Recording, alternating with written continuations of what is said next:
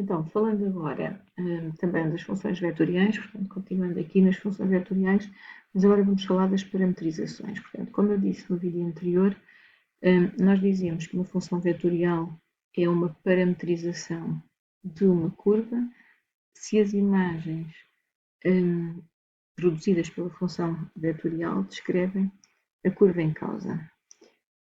Já vamos ver que mais uma das vantagens que nós temos para as funções vetoriais é que nós podemos associar um sentido positivo ou negativo à curva. O sentido positivo é associado com o aumento da variável t, com o crescimento da variável t, e o sentido negativo, o decrescimento ou diminuição, não é, do valor de t. Pronto. Vamos ver aqui só, já vamos fazer isto na prática. Nós temos aqui uma curva, aliás, temos aqui uma função vetorial, com aqui neste exemplo, uma função vetorial com duas dimensões, não é? Duas funções componentes, portanto vai ser uma curva a duas dimensões, uma curva no plano, como é dito aqui, e o que nós geralmente vamos fazer, vamos ver isso na prática, é a uma função vetorial associamos isto é um sistema de equações que é chamado, formado por equações, são chamadas as equações paramétricas, e a variável t designa-se parâmetro, lá está, por causa das equações paramétricas, está bem? Pronto, aqui se for uma curva em R3, claro que vamos ter três equações a formar as equações paramétricas. Okay? Então vamos ver aqui.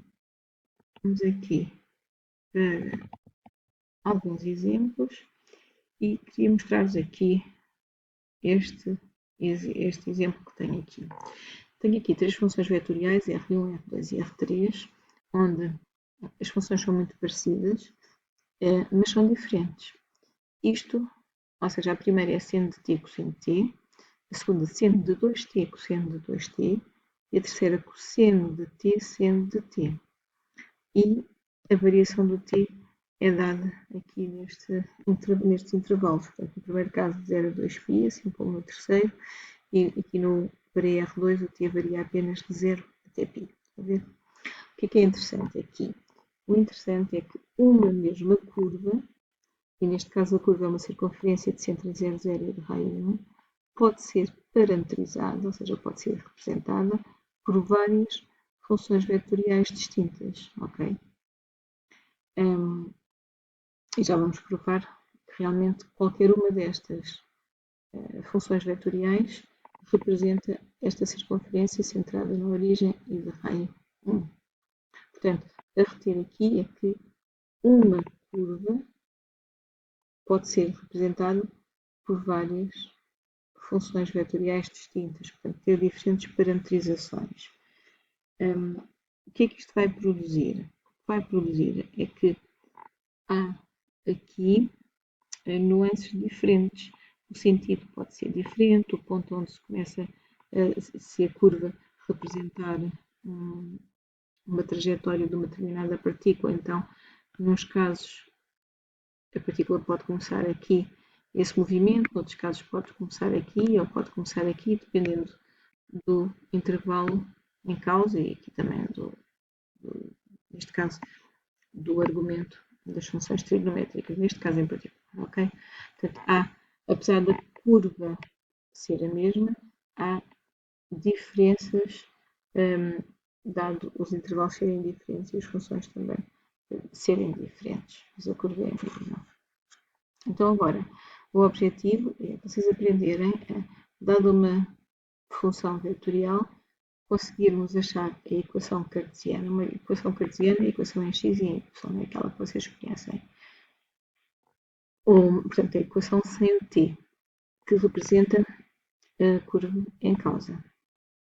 Então vamos lá pegar, vamos fazer para estes três exemplos.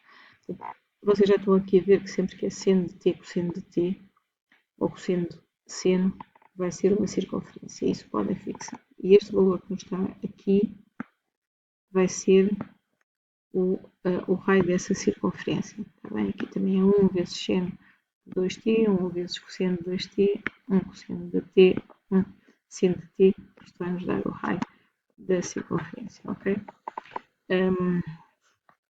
Então vá, vamos lá ver, vamos pegar no primeiro exemplo e o que é que nós fazemos na prática? Então temos aqui este exemplo, a primeira coisa que geralmente nós fazemos é escrever as equações paramétricas associadas. Portanto, neste caso, o x é representado pela função componente seno de t e o y pela função componente cosseno de t. Passemos para as funções paramétricas. E agora o que nós queremos é, das equações paramétricas, conseguir chegar a uma equação sem o t, está bem? Chamada equação cartesiana, para identificar que curva é que será esta, porque nós conhecemos as curvas na sua forma cartesiana. Ou seja, com as equações escritas na forma cartesiana em geral. Então, neste caso particular, porque temos senos e temos cossenos, o que nós fazemos é elevar todos os membros das duas equações ao quadrado. Portanto, fica com x ao quadrado, y ao quadrado, c ao quadrado, t, cosseno ao quadrado de t. Para quê? Vocês sabem que no sistema de equações podemos somar as equações membro a membro, então fica x ao quadrado mais y ao quadrado, seno ao quadrado de t mais cosseno ao quadrado de t. E sabemos que seno ao quadrado de t mais cosseno ao quadrado de t é igual a 1. Ou seja, isto vai dar x ao quadrado mais y ao quadrado igual a 1. Que, como sabem, se não souberem, depois têm que fazer uma revisão disto. Está um formulário no Moodle sobre cónicas, onde tem fazemos a revisão de várias curvas, está bem? Então, sabendo que x ao quadrado mais y ao quadrado é igual a 1, é uma circunferência de centro em 0, 0 e de raio 1, já sabemos o que é que esta função vetorial representa, qual é a curva que é parametrizada por aquela função vetorial. Agora, o que nós temos sempre que ver é, será que é a circunferência toda ou será que é só uma parte? Porque, como eu vos mostrei aqui no início, aqui vemos este primeiro exemplo, olhem, este aqui é cosseno de t, seno de t, não tenho a representação de uma circunferência completa, eu posso representar só parte de uma curva, isso depende. Um dos fatores é o intervalo, não é o único, mas é o intervalo de variação para o t. Então, para isso, uma forma fácil de nós fazermos isto é dar valores ao t e tirar as componentes do vetor x, y, está bem? E depois marcar aqui. Obrigatoriamente, dar sempre o primeiro valor do intervalo e o último, depois damos alguns valores intermédios para, por um lado, para facilitar esboçarmos a curva e, por outro lado, para vermos o sentido. Já falo nisso. Então, para t igual a 0, vai sendo 0 cosseno de 0, dá o ponto 0, 1. Ora, 0 em x e 1 em y significa que para t igual a 0 temos este ponto aqui. Okay? Deixa-me pôr aqui com outra cor, para não se confundir. Ali com o sentido. Depois damos um valor intermédio, por exemplo, eu dei aqui π-meios, e para π-meios vem o ponto 1, 0, que é este ponto aqui. Vou dizer que isto é 1, também é 1. E depois vem o último. Portanto, já sei que este é o primeiro, já estou a ver que a circunferência vai ser esboçada neste sentido e a seguir do último ponto, e sei que o último ponto vai corresponder com o primeiro porque é o 0, 1. 0, 1. Isto que eu quero escrever. Portanto, aqui é t igual a 2π. Também t igual a 0 e t igual a 2π vem parar aqui. Portanto, a circunferência, imaginem que isto é um movimento de uma partícula, a partícula começa aqui, vai andando, andando, andando, passa por este ponto, passa por este, até chegar ao B, ok? E fecha a nossa curva. Então, reparem, ao desenharmos assim, nós conseguimos associar um sentido à curva. Este sentido é obtido com o crescimento do valor do t. O t aqui é 0, 0π sobre 2, depois vai andando, andando até 2π. Então, este sentido assinalado aqui a verde é um sentido positivo. Podemos dizer que o sentido positivo, neste caso, é o sentido dado pelo ponteiro dos relógios, não é o sentido horário. Por outro lado, o decrescimento, se eu considerar o sentido dado pelo t a decrescer, é o sentido negativo, e foi o que eu marquei aqui com este amarelo assim cerrado. Ok? Portanto, temos, neste caso, temos a circunferência toda. Se nós fizermos algo idêntico, mas agora a função é seno de 2t cosseno de 2t e o intervalo é o intervalo fechado de 0 a π, fazemos absolutamente o mesmo, A ideia de elevar ao quadrado é para depois aparecer aqui a forma fundamental da trigonometria. Sabemos que isto aqui é igual a 1. Né?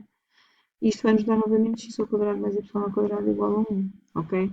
Fazemos o mesmo, que é aqui fazemos a nossa tabela, damos valores ao t e tiramos o valor de x e y e começamos a desenhar. Para t igual a 0 vem novamente o ponto 0, 1. Aqui fui dar um valor intermédio, porque como o ângulo, como o argumento do seno e do cosseno é 2t, para ficar com um valor mais pequenino aqui, portanto, para ser mais fácil marcar. Então, para π4 vem seno de π sobre 2 e cosseno de π sobre 2, que é 0. Portanto, o primeiro valor de t dá-nos este ponto. Em π4 tem este ponto. Depois em π meios tem este ponto. E depois vou dar o último valor, que é π. E para... Isto aqui está mal. E para t igual a π, que é o último valor, não era 2π agora, calha novamente ali, ou seja, a circunferência neste caso, o movimento da partícula inicia-se aqui, vem por aqui, dá uma volta completa para ali. Né? Certo? Temos novamente uma circunferência centrada na origem, de raio 1, mas neste caso o intervalo é apenas o intervalo de 0 a π. Então imagina, se isto for o movimento da partícula, se isto é a função R2, se a função R1 e a função R2 descreverem movimentos da partícula, significa que, neste segundo caso, a partícula percorre a mesma distância, mas num intervalo de tempo menor. Então significa que se ela percorre a mesma distância num intervalo de tempo menor, é porque anda muito mais depressa, certa velocidade é maior. Portanto, também podemos aqui ter estes raciocínios associados às curvas vetoriais. Lá está, é o movimento das partículas. Mais uma vantagem que temos em trabalhar com estas funções. Depois, no caso da função R3, que temos cosseno de t seno de t, o intervalo volta a ser o intervalo de 0 a 2π. Fazemos o mesmo procedimento, portanto, sempre que temos cosseno e seno, muitas vezes temos cosseno e seno, utilizamos aqui este artifício matemático. Portanto, a equação cartesiana da curva é novamente esta, portanto já sabemos que é uma circunferência de centro em 0, 0 e de raio 1, ok? Porque a raio 1 é sempre o valor, a raiz quadrada deste valor, está bem? Depois nas aulas também fizemos essa revisão. O que é que eu ia para dizer? Fazemos, agora resta saber então, é toda a circunferência ou é a parte dela? E qual é o sentido? Portanto, fazemos aqui o mesmo procedimento, que é, damos valores ao t, tiramos os valores para x, y e marcamos. Portanto, e aqui deu-nos que para t igual a 0, esta coisa é um igual, portanto, para t igual a 0 deu-me este ponto, para t igual a π meios dá-me o ponto 0, 1, para, atenção que isto são sempre vetores, ok? Eu estou a dizer pontos, mas isto é, este vetor descreve ali a extremidade do vetor, ali a extremidade do vetor e assim sucessivamente. Para π aparece-me o ponto ou o vetor de extremidade menos 1, 0, ou seja, e depois para 2π, outra vez ali. Então, volto, circunferência completa, ok? Qual é que é a diferença? É que, enquanto nos exemplos anteriores o sentido positivo era o sentido horário, aqui, ao inverter as funções, a função vetorial eu tinha seno de t, cosseno de t, aqui inverti, e isso fez com que o sentido da curva, ou o sentido da trajetória, passasse a ser contrário. Então, o sentido positivo é o sentido anti-horário. Estão a ver? Portanto, jogámos aqui só com a função é praticamente a mesma, mas invertendo as funções componentes, conseguimos ter a mesma curva com sentido diferente. Outra vantagem, imaginem que a função era a mesma, mas considerávamos só o intervalo de 0 a π, ou seja, só isto. Então, o que é que acontecia? Em vez de ter a circunferência completa, com a mesma função vetorial, mudando só o intervalo, ia descrever apenas metade da circunferência. Estão a ver? Pronto, e é só, depois vamos ver a seguir aqui um exemplo em que vai dar uma parábola. Tá bom? Paramos aqui.